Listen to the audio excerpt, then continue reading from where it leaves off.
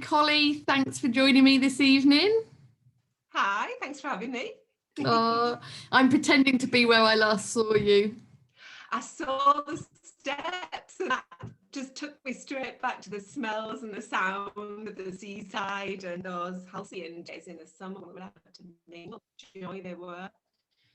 Yeah, and it was amazing when we sat, when you described to me all the things that you could hear and all the things that you could hear because you knew that they were happening, although you couldn't actually hear them. And that was such an incredible insight into the world in which you live. You know what? And thinking about that time, because you've jolted such a strong memory and a beautiful memory as well of walking along the beach and sitting on those very steps there with you. I thought that what I was describing to you was accurate at the time, but looking back, I thought my hearing was a whole bunch better than it actually is. And I realized, do you remember I said I'd taken my hearing aids to get repaired and they'd posted them back to me and I never received them? Well, I got some new ones week before last, and they're absolutely amazing. And when I was getting them, the audiologist was fitting them and he'd said, no, because I didn't want these. I was adamant I wanted some different ones, little teeny weeny ones. And he said, no, dear, you're not having them, you're too deaf. And I fought and I said, I'm actually not. And when we went through the process of doing the it's all computer programmed and it's kind of like a graphic equalizer sort of setup. So it infills the graphics where my hearing doesn't. So it all becomes nice round sound and not jolting and harsh like the other ones were, because they were wrong.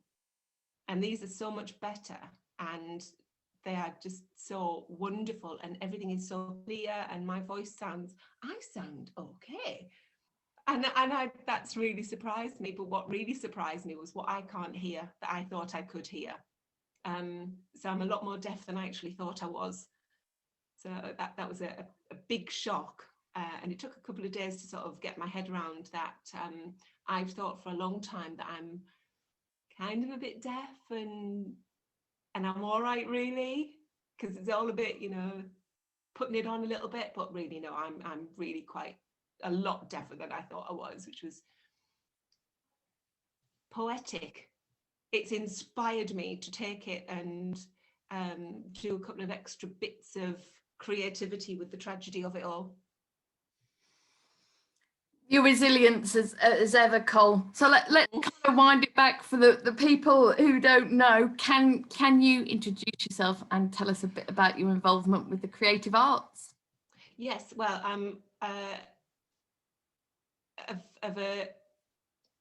I've always been a performer. My name's Metcalfe and I've been in sort of creative arts forever. And I started off at school and went on to drama clubs, and I was a member of a theatre company in Stockton for a long time. And they kind of went by the wayside, as things do. The person who was directing it and coordinating the whole thing got a better job, and sort of it all went to the wayside.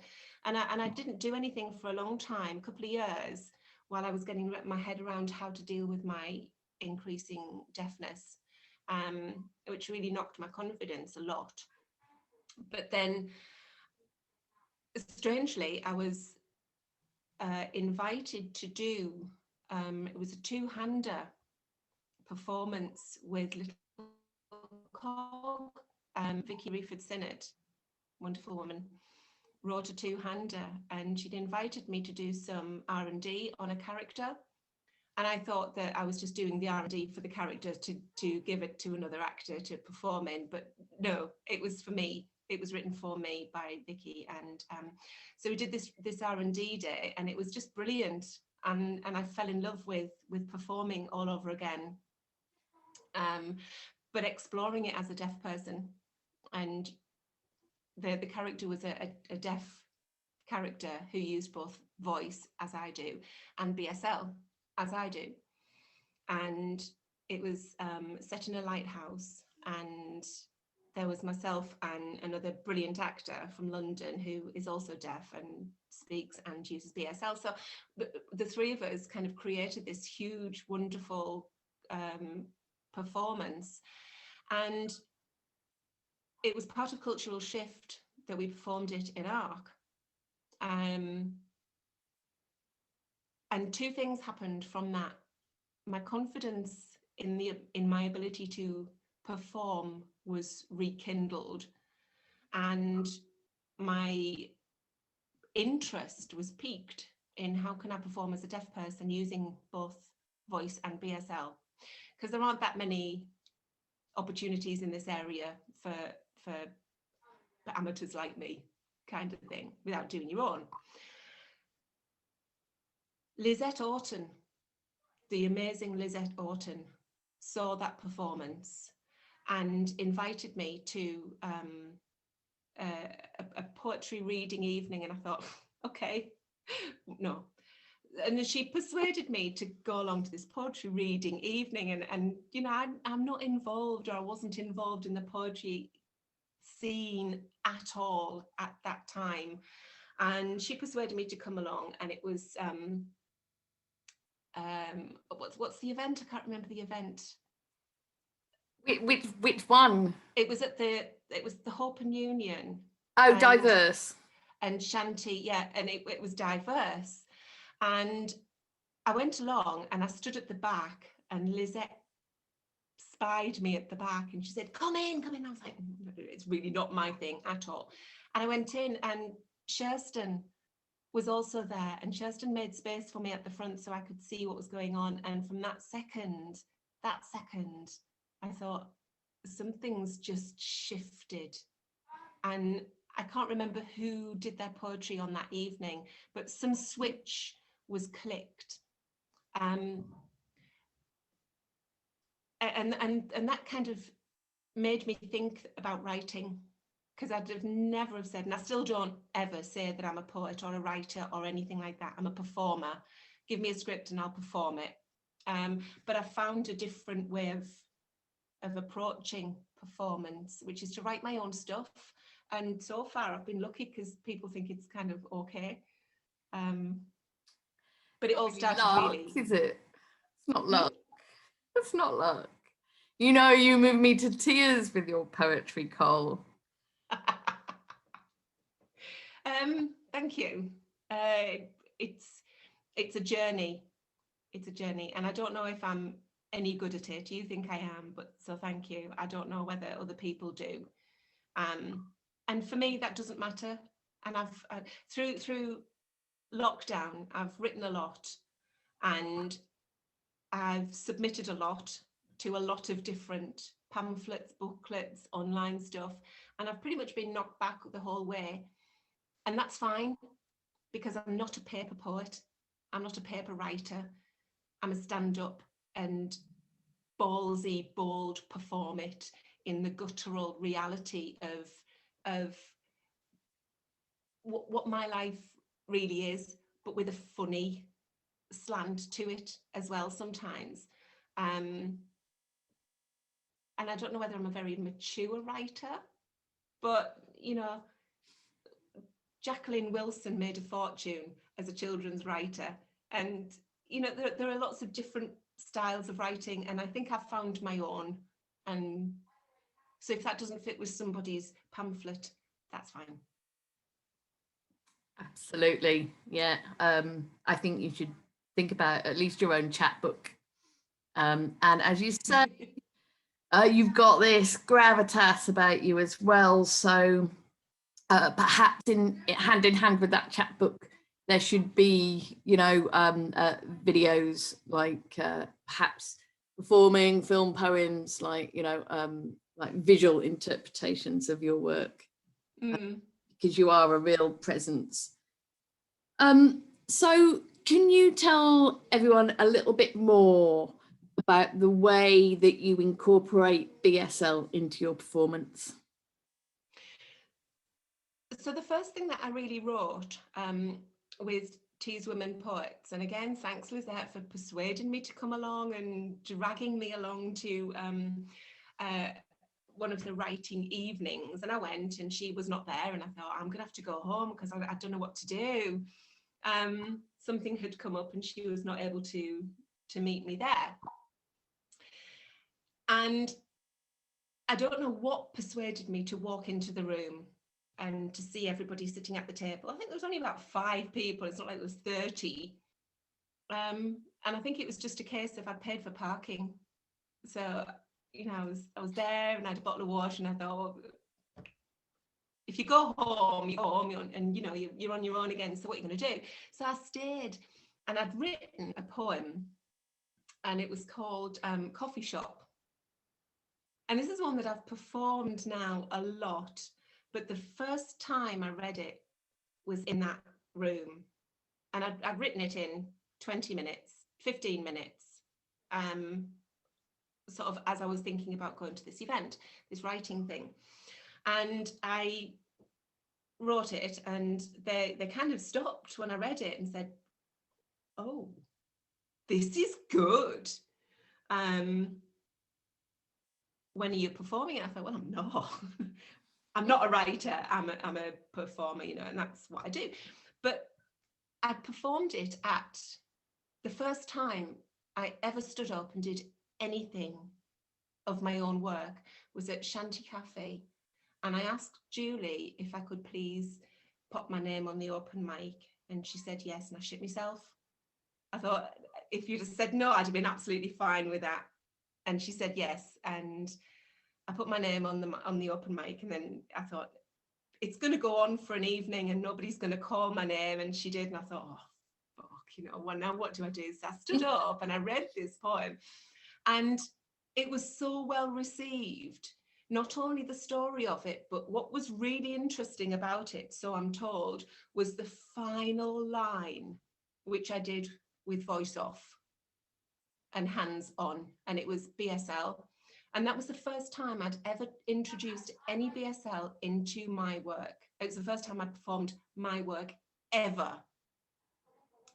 And it kind of ignited again something in me, as did the first time I did anything in BSL with Vicky on the Lighthouse performance.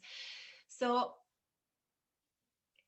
after that, I did a week-long workshop with Chisato Minamimura, who's she's a phenomenal deaf Japanese choreographer, and she uses BSL, but also visual vernacular, known as VV, which is a really expressive way of using BSL and language, but not in a verbal way at all. And there's no subtitles, no captions, no voiceover, and it's all body and movement and expression, and the amount of energy that you can get through using that really inspired me. So that week-long workshop with Chisato made me think about what other dynamic I can, and how I can use the other dynamic of non-verbal communication, which then led on to a micro commission from the Arts Council to produce a piece of poetry, which was 4 minutes long, which was non-verbal, and it was pure BSL. And I learned a lot from that. I learned a lot about access and how to make access accessible for everybody without using subtitles and other aids to understanding. So I've kind of taken that extreme BSL and the verbal poetry and merged them together, and I've got 2 pieces that I'm working on at the moment to make them a bit more fluid, and it sort of comes across as like there's a bit of a verse, no sorry, there's a bit of like it's less poetry, more spoken word and more storytelling, but with a bit of like a bit of a rhyme going on in the middle of it. And the rhyme part, I suppose that might be the verse. I don't know what that would be called because I don't know enough about writing and poetry, but that part is BSL. So it's kind of like a theme. I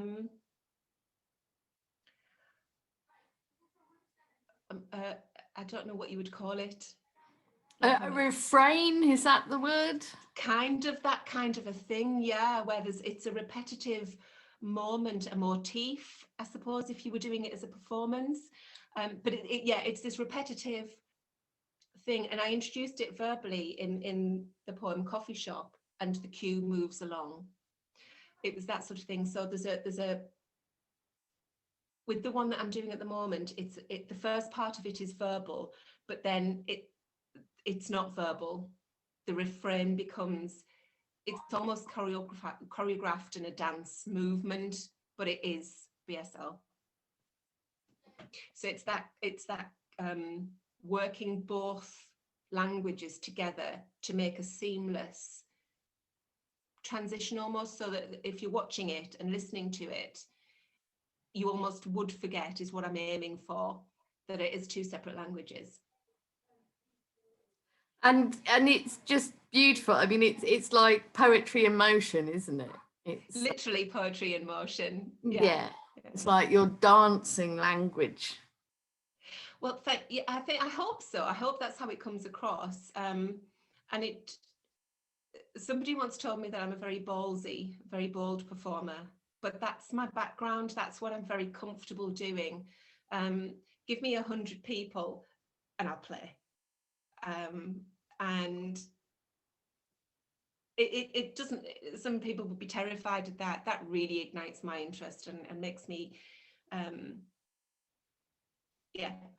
can do that quite easily. And I'm not a poet who would, or a performer who stands like that with a bit of paper in front of me. I really do like to give the whole performance of it. Yeah, and it's deeply moving. It's really uplifting. Like we managed to have a little gathering, didn't we, last September, and I was so pleased to be able to introduce my non-local crew to your work, and the reactions that it got and how blown away people were. I was just really pleased that everybody else was as moved by it as I am. Because I'm maybe biased. It's hard to tell because obviously I just love you so much that I love your work, and it was really good to know that people that had never met you were just as blown away by it. It was lovely, and the conversations I had afterwards, they were just phenomenal, and some of the feedback that you've given me was humbling, because for me, and what you're referring to isn't spoken word, and it's not a piece of poetry. This is signed singing, isn't it? And it was a song that I did. And this is another thing that really interests me is the performance BSL.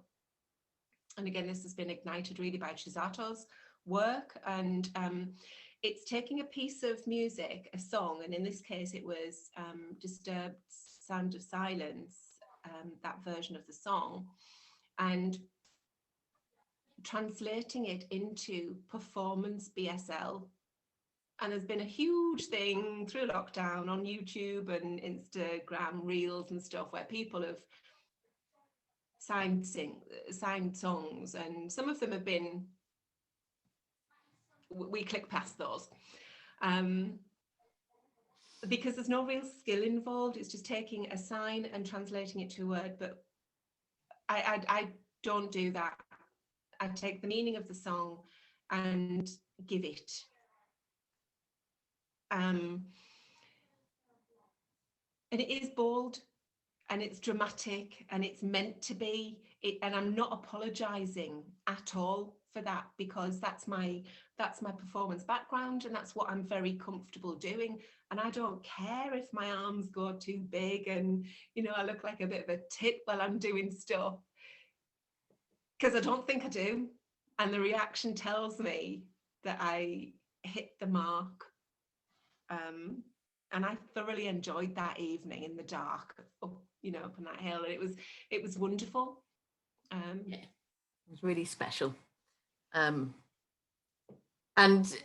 me and my husband are both musical snobs, and we wouldn't normally like that version of that song at all.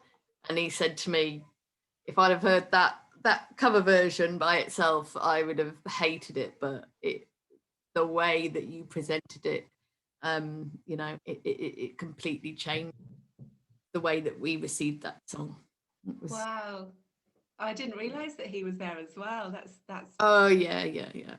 God, that's really, really humbling to get the reaction like that from both of you. Very humbling. Thank you. Well, look, Col, I've got another interview to do now. I mean, we could go on all night. Which is why it was brilliant having you on the radio show, so I could have you. Normally I ask about lockdown and all of that, but I don't think we need to. Lockdowns, it sucked, isn't it? What do we? Yeah. But we've coped.